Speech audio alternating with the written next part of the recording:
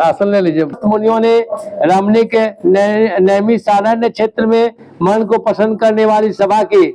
उसी समय अति तेजस्वी व्यास जी के शिष्य सूत जी शिष्यगणों के सहित हरि नाम का स्मरण करते हुए वहां पर आए।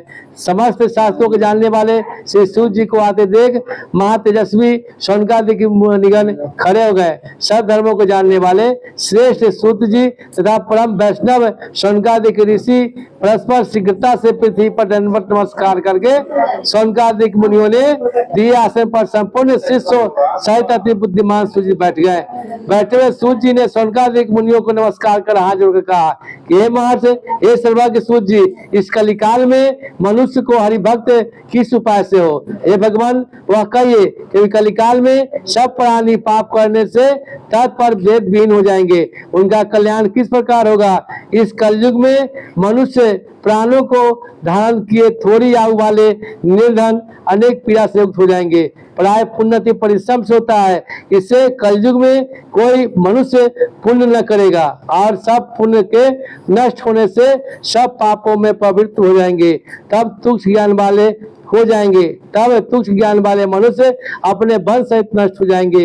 हे सूत जी, जिस तरह अल्प परिश्रम से थोड़ी धन और कुछ ही समय में पुण्य प्राप्त हो, ऐसा उपाय हम लोग का वर्णन कीजिए जिसे करने से मनुष्य पुण्य पाप करता है उसका भागी होता है। पुण्य का उपदेश करने वाले दयावान कपट रहित निष्पाप निर्विरोधी यह चार तरह के होते हैं। मनुष्य नारायण के समान है। संसार में जो ज्ञानी होकर दूसरों को ज्ञान नहीं देते हैं उस पर ज्ञान रूपी परमेश्वर प्रसन्न नहीं होते हैं। जो पुरुष रत्नापुरी ज्ञान से दूसरों को संतोष देते हैं उन्हें मनुष्य रूप धारण किए नारायण को जाने। हे महामते, ऐसा कौन व्रत है जिसे करने से मानवांछित फल प्राप्त होता है? वह हम लोगों के सुनने की इच्छा है। हे मुनि श्रेष्ठ, आप वेद वेदांग को ज्ञाता है। आप जैसे दूसरा को कोई वक्ता नहीं दिखता, क्योंकि श्री वेद व्यास जी के आप शिष्य हैं। सूत जी कहते हैं कि हे मुनि श्रेष्ठ, तुम धन्य हो, तुम ही वैष्णव हो और अग्रण्य हो, कारण कि सब प्राणियों को तुम सदैव ही चाहते हो। हे शौनक, सुनो, मैं आपसे उस उत्तम व्रत को कहूंगा जिस व्रत को नारद जी ने लक्ष्मीपति भगवान से पूछा था। जिस प्रकार भगवान ने नारद से कहे, हे ऋषिगण, उसे सावधान से सुनिए। इति श्री स्कंद पुराणे रेवाखंडे श्री सत्यनारायण व्रत कथायाम प्रथमोध्याय। प्रेम से बोले श्री सत्यनारायण भगवान की जय। चढ़ा दीजिए अपने अंतिम में अपने हुमाद कर लीजिएगा दोनों पर। एक समय नारद जी समस्त प्राणियों को हित इच्छा करने हुए अनेक लोग घूमते हुए मृत्युलोक में आए।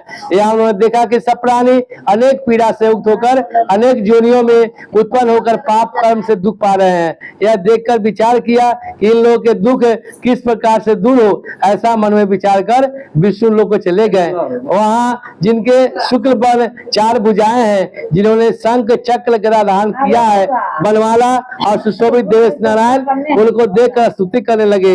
नारद जी बोले कि हे महाराज, आप वचन और मन से न करने का धारण करने का योग अनंत शक्तियुक्त और निर्गुणात्मक है। हे महाराज, आप सब प्राणियों को उत्पन्न करता है, भक्तों को दुखनाशक है।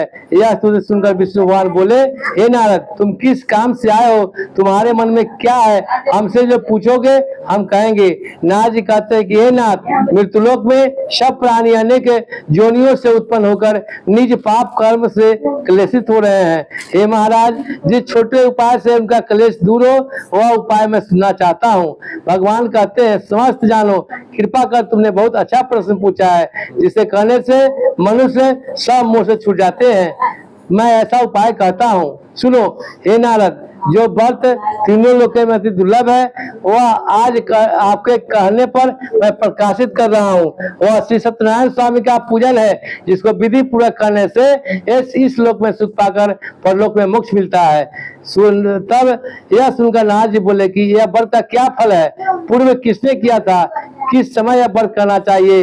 आप विस्तार पर कहिए। श्री भगवान जी कहते हैं कि इसे करने से दुख सुख आदि का नाश, धन धनादि की वृद्धि और संतति की प्राप्ति, सर्वज्ञ विजय प्राप्त होती है। इस व्रत को मनुष्य भक्ति श्रद्धायुक्त होकर विधि पूर्वक सत्यनारायण स्वामी का पूजन करे और अपने भाई बंधु तथा ब्राह्मणों के साथ धर्म उक्त सभा से उत्तम नैवेद्य भोग लगावे।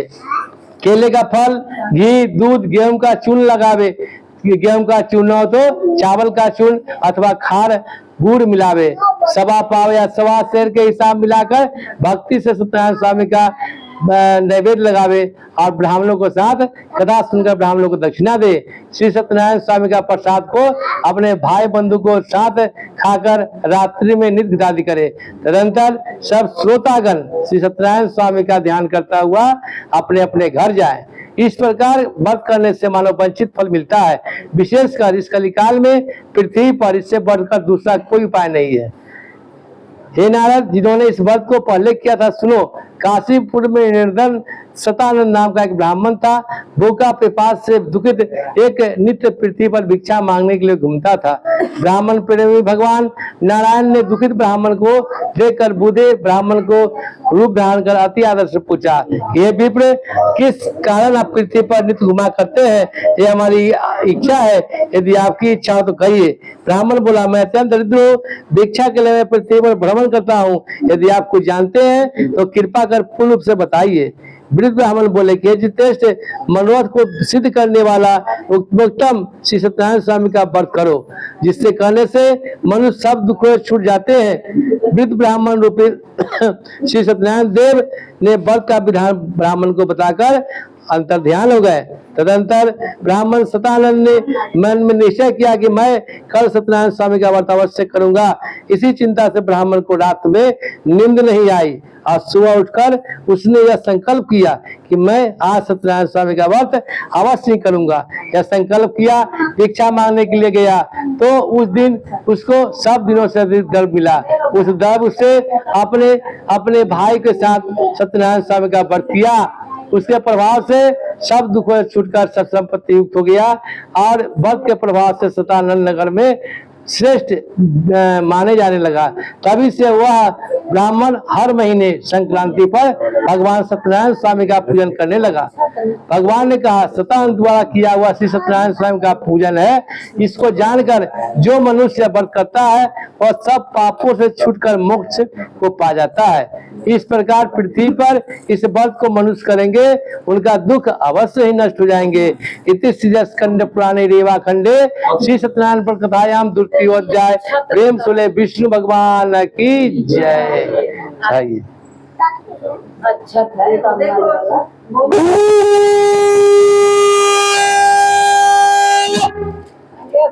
कहाँ इच्छा अच्छा मौसी के भी बोलने के मौसी के भी ये हमारा सुतोवाचा सूर्य कहते हैं कि हे सौनक, विष्णु भगवान ने जिस तरह से कहा वह तुमने मैंने कहा दूसरी बात जो पूछो। सौनक जी कहते हैं कि हे सूर्य, उस ब्राह्मण के बाद यह व्रत किसने किया वह सुनने की इच्छा है। सूर्य कहते हैं कि हे मुनियो, जिसने इस बात को किया था वह सुनिए। एक समय निज धर्मानुसार निज बांधवों को के साथ व्रत करने के लिए उद्धव हुआ। उसी समय वहां एक लकड़हारा या भूख प्यास से प्रीत काष्ठ को बाहर रखकर ब्राह्मण के घर जाकर उसने व्रत करते हुए ब्राह्मण को देखा। लकड़हारा नम्रता से हाथ जोड़कर प्रणाम कर बोला कि आप यह क्या कर रहे हैं, जिसे करने से क्या फल होता है, वह विस्तार पर कहिए। ब्राह्मण बोला, मनोरथों को देने वाले, दुख और सुख नाश करने वाले तथा सिद्धि देने वाले श्री सत्यनारायण स्वामी का व्रत है, जिसके पश्चात से धन धनाधिक प्राप्त हुआ है। यह तुम सुनकर लकारा प्रसन्न होकर प्रसाद को खाकर जल पीकर वह भगवान सत्यनारायण स्वामी का ध्यान करता हुआ अपने नगर को चला गया और कहा कि आज लकड़ी बेचने से जो द्रव्य प्राप्त होगा उसी से मैं सत्यनारायण स्वामी का व्रत अवश्य करूंगा। ऐसे मन में विचार कर उसने लकड़ी को सिर पर रख जहां धनी लोग रहते थे उस नगर में गया उस दिन लकड़हारे ने दूना द्रव प्राप्त हुआ। वह अत्यंत प्रसन्न होकर सुंदर केले का फल, शक्कर, दूध, घी, गेहूं का चूर्ण सब कुछ सवाई लेकर आकर घर में आकर अपने भाई बंधु को बुलाकर विधि से सत्यनारायण स्वामी का व्रत किया। उस व्रत के प्रभाव से लकड़हारा ने धन पुत्र युक्त हो गया। इस लोक में सुख पाकर अंत में सत्य लोक में चला गया। हे मुनिगण, मैं आपसे और कथा कहता हूँ, सुनिए। इति स्कंद पुराणे रेवा खंडे श्री सत्यनारायण व्रत कथायाम तृतीयोध्याय। प्रेम से श्री सत्यनारायण भगवान की जय।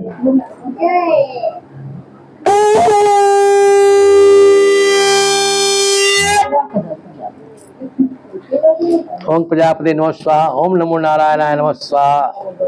ओम नमो नारायणाय नमः स्वाहा।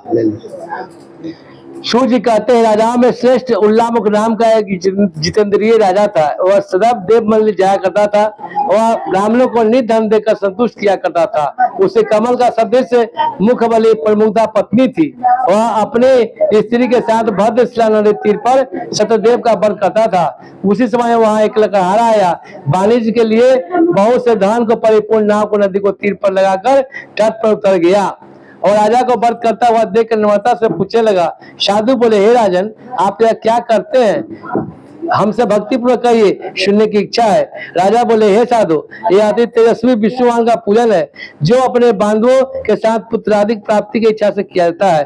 तब बनिया नमस्कार कर बोला, हे राजन, यह व्रत मुझसे कहिए, यह मैं भी करूंगा, कारण कि मेरे घर में कोई संतान नहीं है। इस व्रत से अवश्य होगी।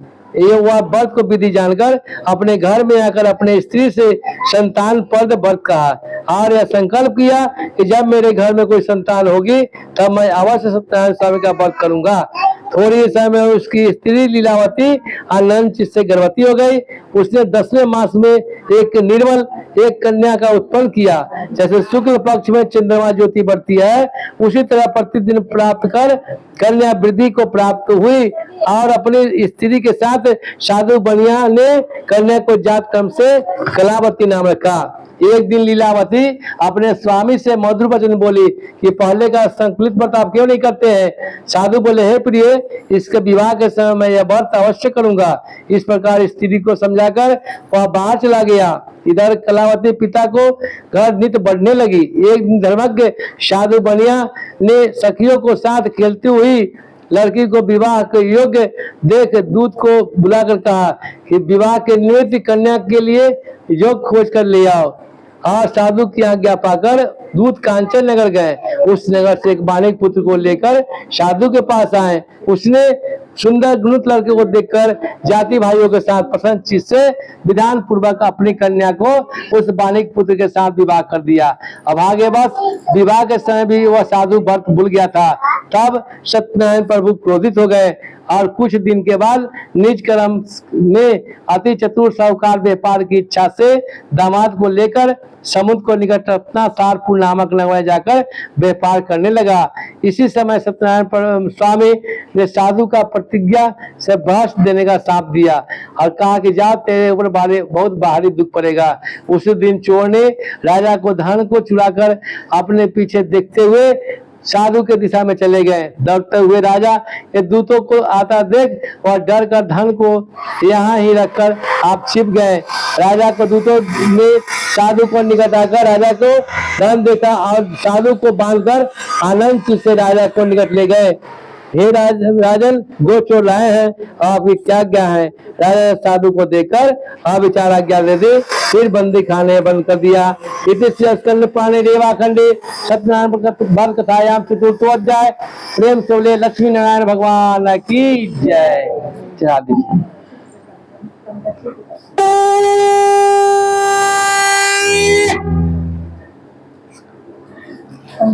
ओम नमो नारायणाय नमः स्वाहा। ओम नमो भगवते वासुदेवाय नमः स्वाहा। सूर्य कहते हैं, सत्यदेव की माया चंद्र केतु राजा ने उन दोनों बनियों को कुछ भी ना सुना, उनका सब धन ले लिया। श्री सत्यनारायण को साप साधु दामाद घर स्त्रियां बड़ी दुखित हो गई। घर का धन चुरा लिया। अधिक व्याधि पीड़ित से भूख से प्यासी लीलावती अन्न चिंता से घर घर घूमने लगी और कलावती कन्या भी नित्य ही घूमने लगी। एक दिन रात को भूख से दुखी कलावती ने एक ब्राह्मण के घर गई। वहां सत्यनारायण स्वामी को भक्त को देखा और कथा सुनकर निज मनोरथों को मांगी और प्रसाद खाकर कुछ रात गए अपने घर आई। तब लीलावती अपनी कन्या को दिखाने लगी, हे पुत्री, इतनी रात तक तुम कहाँ रही थी, तेरे मन में क्या है?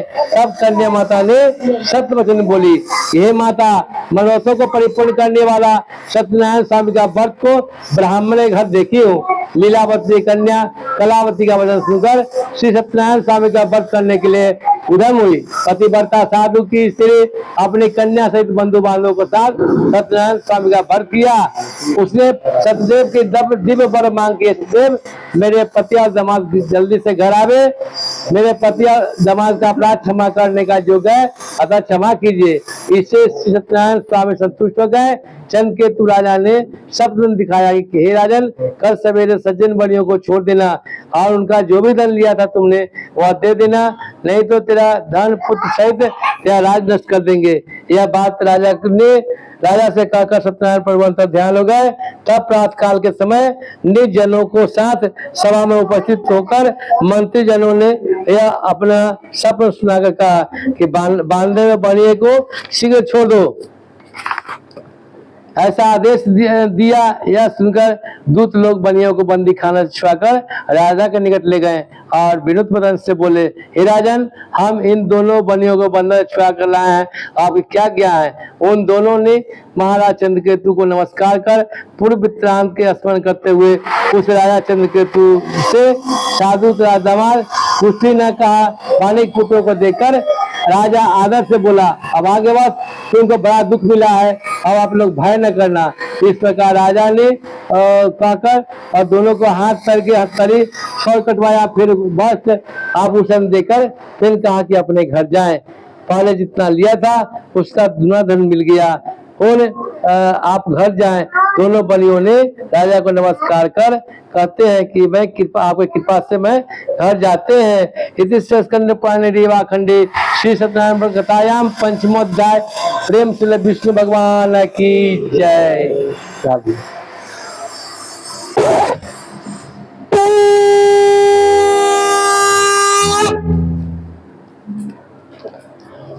ओम प्रजापति नमः स्वाहा। ओम नमो भगवते वासुदेवाय नमः स्वाहा। सूर्य कहते हैं, साधु भगवान मंगलाचार पूर्वक पूजा कर ब्राह्मणों को धन देकर निज नगरों को चला।